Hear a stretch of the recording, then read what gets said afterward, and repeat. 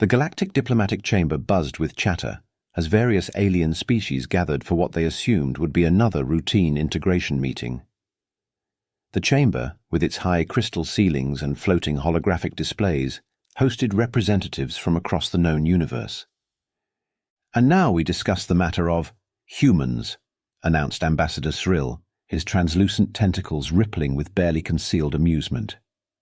The word humans emerged from his speech synthesizer, as if it were discussing a particularly amusing pet.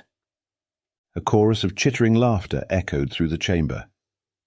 Ambassador Kree, a towering insectoid with gleaming compound eyes, tapped his mandibles together in what passed for a smirk in his species. "Ah, yes, the bipedal creatures who still get excited about achieving faster-than-light travel. How quaint." "Did you know," chirped Council Member Plix, her feathered crest rising in excitement, "they still use projectile weapons, actual physical projectiles. Can you imagine?" The gathering of galactic representatives continued their friendly mockery, sharing stories about human achievements, as if discussing a child's crude crayon drawings. Holograms displayed various human technologies, each met with more condescending commentary. "They're quite proud of their nuclear fission," noted Ambassador Etril, causing another round of chittering laughter. "Should we tell them we used that for cooking food 10,000 years ago?" The doors to the chamber slid open with a soft hiss, momentarily interrupting the jovial atmosphere. A human male strode in, wearing the formal diplomatic uniform of the United Earth Coalition.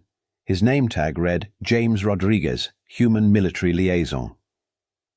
James's boots clicked against the polished floor as he approached the central platform, each step measured and purposeful. His face wore an expression that could only be described as the look of someone who knew a hilarious secret but wasn't allowed to share it yet. "Ah, our human representative arrives," Ambassador Zriel announced, his tentacles wiggling in what he thought was a welcoming gesture. "We were just discussing your species' technological achievements. Most impressive for your development stage." James smiled, not the diplomatic smile they were used to seeing from other human representatives, but the kind of smile a wolf might give if it could smile. "Thank you, Ambassador.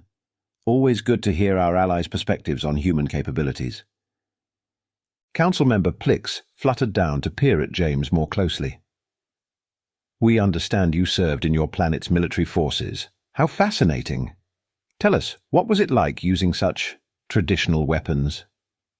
James's smile widened just a fraction. "Ma'am, I served with the Marine Corps for 15 years, saw action in 3 different campaigns. But you know what's really interesting?" He paused, looking around the chamber. "The fact that none of you have asked why we have so many rules about how we fight wars." The chamber grew quieter, the background chatter dying down as James's words hung in the air. Ambassador Kree's antennae twitched. "Rules? For warfare? What an odd concept. Why would you need rules for such a primitive form of conflict resolution?" James leaned against the central platform, his posture relaxed, but somehow making several of the alien diplomats feel unexpectedly nervous. "Well, funny story about that. It all started because we kept coming up with too many creative ways to kill each other. Had to draw the line somewhere." Ambassador Srill's tentacles stopped their amused wiggling. "Creative ways." "Oh, yeah," James nodded, his eyes twinkling with barely suppressed mirth. "In fact, if you're interested, I'd love to explain why we had to specifically ban certain weapons and tactics. It's quite the history lesson." The chamber fell completely silent now, the earlier mockery forgotten as James pulled out a datapad. "Should we start with the basic war crimes, or jump straight to the really interesting stuff that made us write new laws?" Ambassador Xreal's translation device might have been malfunctioning, because surely the human wasn't suggesting. "Perhaps we should begin with your basic military protocols," he suggested weakly. "Nah," James waved his hand dismissively. "Let's start with why we had to ban creative uses of white phosphorus. That's always a fun story at parties." The gathered diplomats exchanged nervous glances. Suddenly the human didn't seem quite so primitive anymore. Ambassador Kree stepped forward, eager to redirect the conversation to more comfortable territory. His mandibles clicked as he activated a holographic display showing sleek, crystalline ships firing beams of pure energy. "Perhaps we should demonstrate our own methods of conflict resolution," he chittered proudly. "Our species has evolved beyond crude physical combat. We employ precision energy weapons that cause minimal structural damage and temporary neural disruption." James snorted, quickly turning it into an unconvincing cough. "Something amuses you, human Rodriguez?" asked Council Member Plix, her feathers ruffling slightly. "No, no," James said, waving his hand while his shoulders shook with suppressed laughter. "Please, continue explaining how your weapons are designed to be— what was it? Minimal damage?" Ambassador Xril's tentacles writhed with pride. "Indeed, our most advanced warships can incapacitate an enemy vessel without destroying it. The crew experiences only minor discomfort. See here." He gestured to another hologram showing a ship being enveloped in a soft blue light. James lost it. His laughter echoed through the chamber, bouncing off the crystal walls. Several alien diplomats stepped back, startled by the sudden outburst. "I'm sorry," he wheezed, wiping tears from his eyes. "But you're telling me you deliberately made your weapons less lethal? And you think that's advanced?" "Of course," Ambassador Kree stated firmly. "It shows our evolutionary superiority. Our conflicts end with minimal casualties." James straightened up, still chuckling. Right. Hey, quick question. You folks ever hear of something called shotgun spread? Or better yet, carpet bombing?" The aliens exchanged confused glances. "Or here's a fun one," James continued, pulling up his own holographic display. "This is what we humans call a claymore mine. See, the interesting part isn't just that it explodes, it's the pattern of the shrapnel dispersion." The chamber grew uncomfortably quiet as James began drawing diagrams in the air. "Now, the really clever bit is the engineering behind the fragmentatio—" "Surely," interrupted Ambassador Xril, his tentacles now a pale shade of grey, "your species has moved beyond such methods." "Oh, absolutely," James nodded seriously. "These days we've got much more interesting toys. Want to hear about our advancements in autonomous drone swarms? Or maybe you'd be interested in our experiments with sonic weapons?" Councilmember Plix's crest deflated slightly. "Sonic weapons?" "Yeah. See, we figured out that certain frequencies can turn your internal organs into soup. Fascinating stuff, really. Though personally, I'm more impressed by our developments in thermobaric explosives. You know, the ones that create a vacuum so powerful it ruptures your lungs." The alien diplomats watched in growing horror as James enthusiastically explained human weapons development with the same tone one might use to describe a favorite hobby. "But wait," Ambassador Kree interrupted, his compound eyes flickering rapidly. "Your official reports indicate your military technology is still in its early stages." James grinned. "Oh man, you actually believe those reports? That's adorable. Hey, want to know why we had to ban biological weapons? This is a great story, back in World War I. "Perhaps," Ambassador Xril cut in quickly, his voice synthesizer crackling with stress, "we should take a brief recess." "Already? But I haven't even gotten to explain how we weaponize the weather. Did you know you can trigger earthquakes if you try hard enough?" The alien diplomats began backing away slowly as James pulled up more holograms, each showing increasingly disturbing examples of human military innovation. "And this," he said, pointing to a particularly complex diagram, "is just what we came up with for fun. You should see what we developed when we were actually trying to kill each other." "Your species," Councilmember Plix asked hesitantly, "developed these weapons for fun?" "Well, sure. Nothing brings out human creativity like figuring out new ways to blow stuff up. Speaking of which, have you guys heard about our space weapons programs? Because let me tell you about kinetic bombardment." Ambassador Xril's translation device definitely wasn't malfunctioning now, as it picked up James's enthusiastic descriptions of turning satellites into weapons platforms. But your species claims to be peaceful," protested Ambassador Kree. James's grin turned predatory. "Oh, we are peaceful. Very peaceful. We just like to make sure we have options, just in case. Would you like to hear about our contingency plans?" The chamber erupted in panicked whispers as the alien diplomats began urgently updating their species threat assessments. In the center of it all, James Rodriguez stood with his hands in his pockets, whistling what sounded suspiciously like the Marines' hymn. "Don't worry," he called out to the retreating diplomats. "I haven't even gotten to the really good stuff yet." Ambassador Ixril, having somewhat recovered his composure during the brief recess, raised his tentacles for attention. "Perhaps, human Rodriguez, you could explain these rules of warfare you mentioned earlier? The Geneva Conventions?" James brightened. "Sure, it's pretty simple, really. See, we kept coming up with so many creative ways to kill each other that eventually someone said, 'Hey, maybe we should set some boundaries.'" Councilmember Plix nervously preened her feathers. "And these boundaries were basic stuff, really. No poisonous gas, no shooting medics, no torturing prisoners, no intentionally targeting civilians. You know, common sense things that apparently we needed to write down because someone kept doing them anyway." The chamber fell into a horrified silence. You needed written rules to not do these things." Ambassador Kree's mandibles clicked rapidly in distress. "Oh yeah, and the funny part?" James leaned forward conspiratorially. "We had to keep updating them because humans kept finding loopholes." Ambassador Ixril's color shifted to a sickly pale shade. "Loopholes in not committing atrocities?" "Exactly." James pulled out his datapad again. "Like, take flamethrowers, for example. We couldn't technically ban them completely because they were legitimate weapons of war, but we had to make very specific rules about not using them against civilians because, well, you can probably guess why." I don't think I want to," whispered Councilmember Plix. "Then there's the whole thing with expanding bullets. See, regular bullets weren't causing enough damage for some folks' taste, so they started designing ones that would expand inside the body. Had to specifically ban those too." Ambassador Kree's antennae drooped. "Your species deliberately engineered projectiles to cause more pain." "More pain?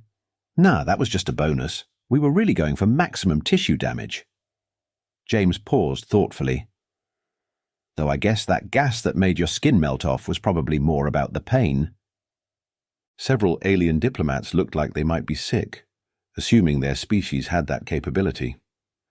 "But hey," James continued cheerfully, "that's why we made the rules. Though it did lead to some interesting debates. Like, technically, you're not allowed to use serrated bayonets because they cause unnecessary suffering. But smooth bayonets, totally fine." "Your species," Ambassador Srill said slowly, "needed to specify what kind of knife you could attach to your projectile weapons." "Knife?"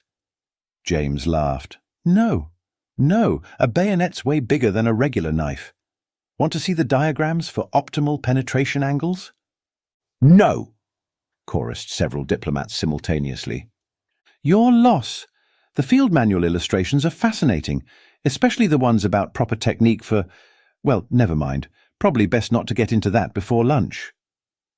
A young diplomatic aide scurried up to Ambassador Kree, whispering urgently. The ambassador's compound eyes widened. "Our research team just found references to something called the Hague Conventions. These were different rules." "Oh man," James grinned, "those were the warm-up rules. See, before we got to Geneva, we had to establish basic stuff like not using poison weapons, not shooting surrendering soldiers, not bombing undefended towns. You know, the really obvious things that apparently weren't obvious enough." The aide fainted. "But the best part," James continued, seemingly oblivious to the growing distress around him, "we had to make these rules retroactive. Because every time there was a war, someone would come up with some new horrific thing, and everyone would go, 'Wow, we should probably ban that for next time.'" "Next time?" Ambassador Shrill's voice synthesizer crackled. "You made rules assuming there would be a next time." "Well, yeah, I mean, we're not savages. We like to know what's allowed and what isn't before we start fighting." James paused. "Though I guess that whole thing with the war crime trials after World War II proved that some folks weren't really paying attention to the rules. There were so many violations you needed special trials. Council Member Plix asked faintly. Special trials, new classifications, updated definitions. Listen, you haven't lived until you've sat through a 3-hour lecture on the specific legal difference between legitimate military target and protected civilian infrastructure. James chuckled. The PowerPoint presentations alone could probably qualify as psychological warfare. The chamber had grown so quiet you could hear the soft whirring of environmental systems. But hey, James said brightly, at least we're making progress. These days, most nations mostly follow most of the rules most of the time, usually, unless they think they can get away with it, or they're really angry, or bored, or Tuesday. Ambassador Ixril's tentacles had completely lost their color. Your species created such horrific weapons and tactics that you needed multiple international treaties just to establish basic limits on warfare. And you still sometimes ignore them? Well, when you put it that way, it sounds bad, James shrugged. But look on the bright side. At least we're trying to regulate our wars. Would you like to hear about the stuff we did before we had rules? No, shouted every conscious being in the chamber. Your loss. The story about the development of Greek fire is particularly interesting. Did you know we figured out how to make water burn? The sound of multiple alien translation devices crashing filled the air as their operators processed that last statement. Look, Ambassador Cyril said, desperately trying to regain control of the situation. Perhaps we should focus on your current military capabilities. Surely your modern methods are more restrained? James scratched his chin thoughtfully. Well, just last week, our weapons R&D department accidentally created a new type of explosive while trying to develop better coffee creamer. Coffee creamer? Council Member Plix asked weakly. Yeah. Turns out the chemical composition was surprisingly similar to… You know what? Never mind. The point is, we're pretty good at finding military applications for everyday things.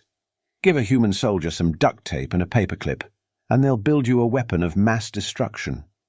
Ambassador Kree's mandibles clattered nervously. Surely you're exaggerating. Am I, though? James pulled up another hologram. This is what we call a potato gun. Completely harmless hobby project, right? Now, let me show you what happens when you modify it slightly. The resulting demonstration caused 3 more diplomatic aides to faint. And that's just what we do for fun. Wait until you see our actual military innovations. Anyone interested in learning about depleted uranium rounds? Please. Ambassador Zril's tentacles were now completely white. No more weapons demonstrations. Fine. How about something simpler? Like our advancements in orbital kinetic bombardment. We call it rods from God. Basically, we drop tungsten rods from space and let gravity do the work.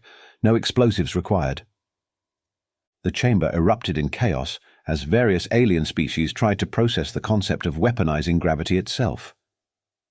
The best part, James continued, seemingly oblivious to the panic, is that technically it doesn't violate any space weapons treaties, because apparently nobody thought to ban dropping metal sticks from orbit. A frantic diplomatic aide rushed in with a data tablet. Ambassador Cyril! Our analysts just finished processing their report on human weapon development patterns. And? Exril asked, dreading the answer. They say humans have weaponized nearly every scientific discovery they've ever made. Even their medical advancements have military applications. James nodded enthusiastically. Oh yeah, you should see what our pharmaceutical companies can do when they put their minds to it. Did you know we originally developed superglue for closing battlefield wounds? The aide made a strangled noise and ran from the chamber. But my personal favorite, James said, warming to his subject, is how we figured out you could use weather satellites for targeting systems. Talk about dual-use technology. Ambassador Kree's compound eyes started rapidly changing colors. Your species weaponized weather monitoring equipment. Well, yeah. We pretty much weaponize everything eventually. It's kind of our thing. Give us any new technology, and within a week, someone will figure out how to make it explode.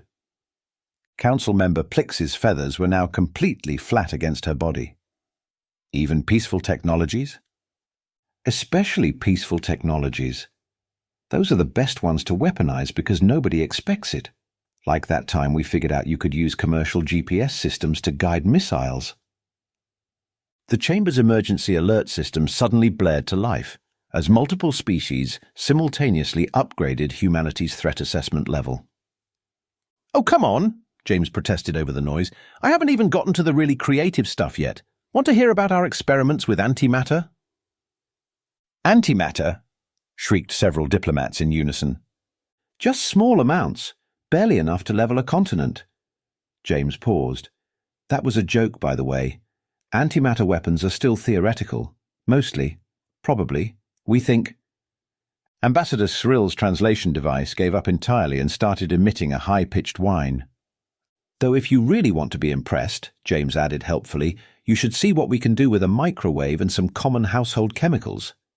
"Please stop," Ambassador Cree finally shouted, his professional demeanor cracking completely. "What? I'm just trying to be thorough in explaining our capabilities. Hey, did I mention we once accidentally weaponized silly string? That was a fun day at the lab." The chamber's emergency evacuation protocols activated as the alien diplomats finally reached their breaking point. As sirens wailed and emergency lights flashed, James stood in the center of the chaos, hands in his pockets, whistling cheerfully.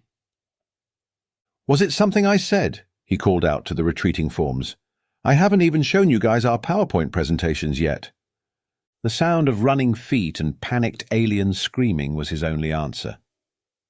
3 days after what was now being called the Rodriguez incident, the Galactic Council convened an emergency session to update humanity's classification in their species database. Ambassador Cyril, still looking slightly pale, stood before the assembled representatives. "Based on recent revelations, we propose the following changes to humanity's threat assessment." He activated a holographic display showing the new classification. "Humanity, classification, oh no. Threat level, yes. Diplomatic advisory, just agree with whatever they want. Special notes, they weaponized coffee creamer. Additional warning, species appears to view the laws of physics as polite suggestions rather than actual laws."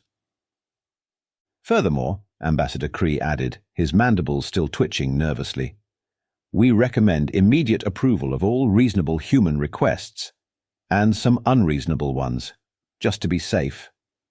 Council member Plix, whose feathers had yet to fully refluff, raised a wing. "What about Rodriguez?" "Ah, yes," Ambassador Cyril said, checking his notes.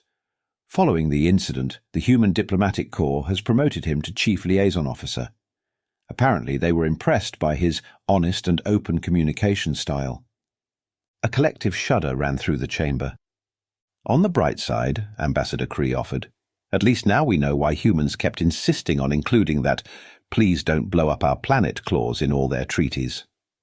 "Yes," Cyril agreed, "though I'm more concerned about their request to add a no-backseas addendum to the non-proliferation agreement." The chamber doors slid open, and James Rodriguez strode in, now wearing a shiny new diplomatic badge. "Hey everyone," he called out cheerfully. "Just wanted to let you know I've prepared a comprehensive presentation on human industrial capabilities. Anyone interested in learning how we turned a soft drink factory into a munitions plant in under 48 hours? The chamber emptied in record time.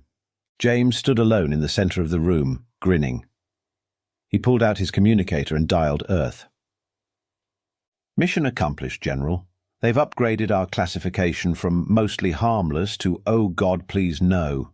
Also, they've approved our request for unrestricted access to their trade routes." He paused, listening. "No, sir, I didn't have to show them the folder marked actual weapons. The coffee creamer story was enough." Another pause. "Yes, sir, I'll make sure to mention the Spork incident at next week's meeting. Rodriguez out."